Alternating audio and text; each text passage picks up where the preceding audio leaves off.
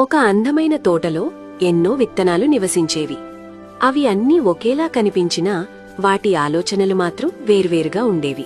ఆ విత్తనాల్లో ఒక చిన్న విత్తనం చాలా భయపడేది.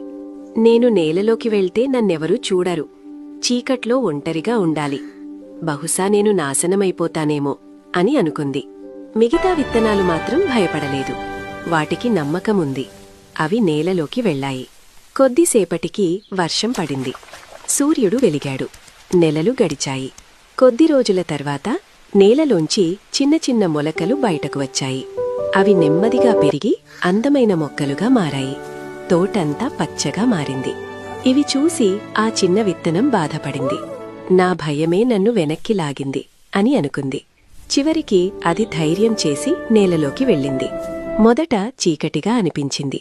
కాని అదే చీకట్లో దానికి కొత్త శక్తి వచ్చింది. వర్షపు నీరు దానికి బలమిచ్చింది. సూర్యుడి వేడి దాన్ని ప్రోత్సహించింది. కొంతకాలం తర్వాత ఆ విత్తనం కూడా నేలపైకి వచ్చింది. ఒక అందమైన మొక్కగా మారింది. అప్పుడది అర్థం చేసుకుంది.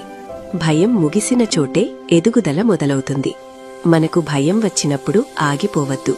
ధైర్యంగా ముందుకడుగు వేస్తే మనలోని నిజమైన శక్తి బయటకు వస్తుంది.